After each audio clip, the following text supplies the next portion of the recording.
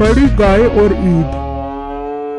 लोग अपने घरों की छत पर खड़े होकर ईद के चांद का इंतजार कर रहे थे कि जैसे ही चांद नजर आए वो ईद की तैयारियां शुरू करें। और आखिरकार लोगों का इंतजार खत्म हुआ और चांद नजर आ गया। अबू जान, मुबारक को ईद का चांद नजर आ गया है। इस बार कुर्बानी में कौन सा जानवर ज़िबा करने का इरादा है आपका?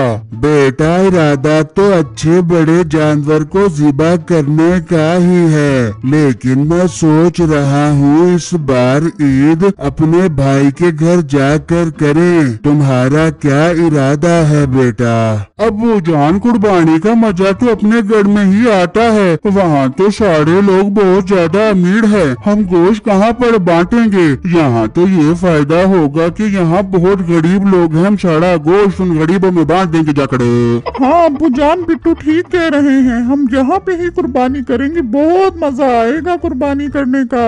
उसी गांव में एक और फैमिली भी थी जिसे सिर्फ लोगों को दिखाकर कुर्बानी करने का शौक था। अजी सुनते हो, चांद नजर आ गया है, अब ऐसे ही बैठे रहना है या कुर्बानी के लिए भी कोई जानवर लेकर आना है? हाँ हाँ, जरूर लेकर आएगी कुर्बानी के लिए जानवर। तू परेशान क्यों होती है? मैं तो ये बात सोच सोच कर परेशान हो रही हूँ कि इस बार आपके पास पैसे तो है नहीं, तो कुर्बानी का जानवर कहाँ से लेकर आओगे? फिक्र न कर, मैं इस बार मीठे भाई को बोलूँगा कि आप मेरे हिस्से के पैसे दे, फिर बाद में मैं आपको दे दूंगा। ठीक है, अब जल्दी से जाकर बात करो उससे। फिर वो दोनों मियाँ बीवी मीठे के पास आते हैं। मीठे भाई, चांद नजर आ गया है, कौन सा कुर्बानी का जानवर लेना है इस बार? भाई, हर बार की तरह बड़ी गाय खरीदेंगे, छोटा जानवर ले तो उससे इज्जत का सारा फलूदा निकल जाता है। हाँ मिठा, देखा नहीं था पिछली बार जो तू छोटी सी गाय उठा के आ गया था तो कुलसूम ने कसम से मुझे बहुत बेइज्जत किया था। इस बार बहुत बड़ा जानवर लेके आई, कसम से उनकी नाक से धुएं निकलवा दे दूंगी। हाँ हाँ बेगम, तू फिक्र न कर, इस बार भी बड़ा जानवर लेकर आएंगे, तू टेंशन न ले।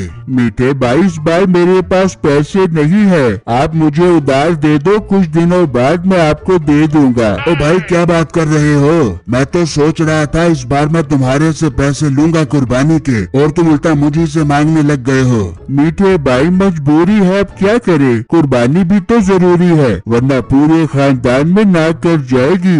नाक कट जाएगी तो क्या तुझे पैसे उधार दे दे बे? तू अपनी जमीन बेच दे, कुर्बानी के लिए बंदे को पता नहीं क्या क्या कुर्बानियाँ देनी पड़ती है। हाँ भाई, नसीबो ठीक कह रही है, तू अपनी जमीन बेच दे, जमीन तो दोबारा बन जाएगी। एक बार नाक कट जाए तो फिर इज्जत वापस नहीं आएगी। ठीक है भाई, इसका मसला भी हल कर लेंगे, पहले मंडी चलते हैं, जाकर जानवरों के रेट देख कर आते हैं। फिर वो दोनों मंडी के लिए निकल जाते हैं तो वहाँ एक बहुत बड़ी गाय खड़ी होती है। क्या कमाल की गाय है, कसम से इसकी कुर्बानी करेंगे तो हर तरफ गोश्त ही गोश्त बिखर जाएगा। हाँ भाई, तुम बिल्कुल ठीक कह रहे हो, जब पूरे खानदान वाले ये गाय देखेंगे तो उनकी आंखें खुली की खुली रह जाएंगी। भाई, क्या मांग रहे हो इस गाय का? भाई साहब, 10 लाख रुपए का है ये बेड़ा। भाई, माना के बेड़ा बहुत बड़ा है, लेकिन इसका रेट मुनासिब करो, हम इसका सौदा बना लेते हैं। भाई, 10 लाख रुपए से 1 रुपया भी कम नहीं है, इस पर बहुत खर्चा आ गया है, दूध मक्खन मलाइयाँ खिलाकर बड़ा किया है मैंने इसको,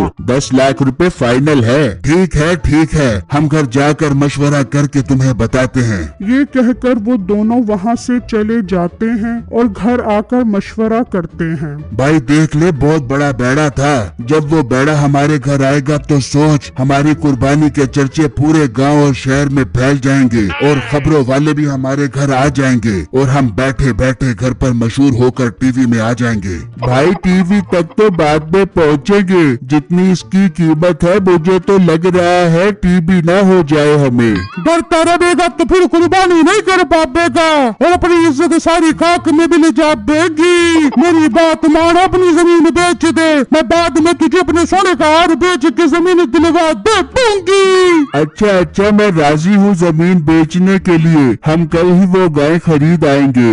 वहाँ बिट्टू की बहन खुशी खुशी बिट्टू के पास आती है। बिट्टू बिट्टू भाई अबू आ रहे हैं, आप उनके साथ जाकर कुर्बानी की गाय ले आए। हाँ हाँ तुम बेफिक्र हो जाओ, बाबा जैसे ही आते हम फौरन गाय लेने चले जाएंगे। चलो बिट्टू बेटा मंडी चलते हैं गाय खरीदने के लिए। जी अब्बू जान ठीक है, पर अब्बू जान इस बैग के अंदर क्या है? बेटा इस बैग में 10 लाख रुपए हैं। अगर हमें कोई अच्छे जानवर पसंद आ गए तो 2-3 जानवर ही खरीद लेंगे। जी ठीक है अब्बू जान, मतलब इस बार हम बहुत सारे जानवरों की कुर्बानियाँ करेंगे अपने घर के ऊपर। भाई बहुत खुशी हो रही है मुझे, मैं तो उन भेड़ों को खूब चारा खिलाऊंगी। फिर बिट्टू और उसका बाप मंडी के लिए निकल जाते हैं और जब वो मंडी में आते हैं तो उनकी नजर उसी गाय पर पड़ती है। वो गाय इतनी खूबसूरत थी कि उनसे उसकी कीमत पूछे बगैर नहीं रहा जाता। भाई साहब ये बैड़ा कितने रुपए का दे रहे हो? भाई जान सिर्फ 10 लाख रुपए का है ये बैड़ा। क्या 10 लाख रुपए? अब्बू जान किसी और जगह चलते हैं, ये बैड़ा हम नहीं खरीद सकते। बेटा तुम सब्र करो। हाँ भाई कोई कमी बेशी है इस बैड़े में, या 10 लाख रुपए की माला जप ली है तुमने? भाई जान चीज तो देखो कितनी खूबसूरत है, कुर्बानी कर रहे हो तो पैसे क्यों देख रहे हो? और इस बैड़े पर जितना खर्चा आ गया है मुझे तो लग रहा है 10 लाख रुपए में भी ये मुझे वारे में नहीं है। ठीक है बिट्टू इसकी रस्सी खोलो। भाई अब ये बैड़ा हमारा हो गया है। अब्बू जान ये आप क्या कह रहे हैं? बिट्टू तुम चुप करो, तुम्हें मैं घर जाकर समझाता हूँ। फिर वो उसे पैसे देकर वो गाय खरीद लेते हैं और घर आ जाते हैं। हाय मैं मर गई, इतनी खूबसूरत गाय। मैं अभी अपने दोस्तों को फोन करके बुलाती हूँ। देखो बिट्टू हमने 2-3 जानवर खरीदने थे ना, तो ये बैड़ा उन 2-3 जानवर के बराबर है, इसीलिए मैंने खरीद लिया। अरे वाह अब्बू जान ये तो आप ठीक कह रहे हो, मैं भी जाकर इस बैड़े के लिए चारा लेकर आता हूँ। वहाँ मीठे का भाई अपनी जमीन का सौदा कर देता है और वो दोनों पैसे लेकर मंडी जाते हैं। भाई वो बैड़ा कहाँ है जिसकी हम बात पक्की करके गए थे? वो बैड़ा तो बिक गया, साथ वाले गांव वाले खरीद कर ले गए हैं। क्या तुमने उसे बेच दिया? हमने कहा था कि हम मशवरा करके आ रहे हैं। नहीं मैं क्या तुम्हारे इंतजार में बैठा रहूं? अच्छा ग्राहक आ गया था तो मैंने उसे बेच दिया। मीठे भाई मैंने अपनी जमीन बेच दी है, मुझे अब वो बैड़ा चाहिए। भाई थोड़ा हौसला कर, हम उनके पास जाकर वो बैड़ा ले लेते हैं। फिर वो दोनों बिट्टू के घर आते हैं तो वो वहाँ गाय देखकर खुश हो जाते हैं। मेरे प्यारे अंकल ये गाय जो आप खरीद कर आए हो, हमने इसका सौदा किया था। वो तो हम घर से पैसे उठाने गए थे तो आप पीछे से आकर ये बैड़ा खरीद लाए हो। तो बेटा सौदा तो नसीब का होता है,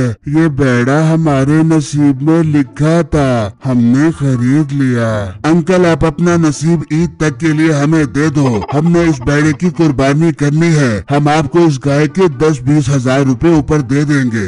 नहीं बेटा ये जानवर तो कुर्बानी का है, इसमें भेदभाव नहीं किया जाता, तुम यहाँ से जा सकते हो। ये सुनकर उन्हें बहुत गुस्सा आता है और वो वहाँ से चले जाते हैं तो बिट्टू का बाप कहता है, बिट्टू बेटा मुझे इन दोनों की नीयत ठीक नहीं लग रही, तुम कोशिश करो रात इस बैड़े के पास ही रहो। ठीक है अब्बू जान आप बेफिक्र हो जाएं, मैं रात को इस बैड़े के पास ही रहूंगा। फिर वो दोनों भाई प्लान बनाते हैं। भाई अगर घी सीधी उंगली से ना निकले तो फिर उंगली टेढ़ी करनी पड़ती है। क्या मतलब? मतलब ये कि हमें आज रात को ही वो बैड़ा वहाँ से लेकर आना पड़ेगा, इस तरह हमारे 10 लाख रुपए भी बच जाएंगे और कुर्बानी भी हो जाएगी। ठीक है भाई मुझे तो बस उस गाय से मतलब है। फिर जब रात होती है तो वो दोनों वहाँ आते हैं तो उस वक्त बिट्टू गाय के पास बैठा होता है। वो दोनों वहीं खड़े होकर इंतजार करते हैं तो कुछ देर बाद बिट्टू की आंख लग जाती है और वो दोनों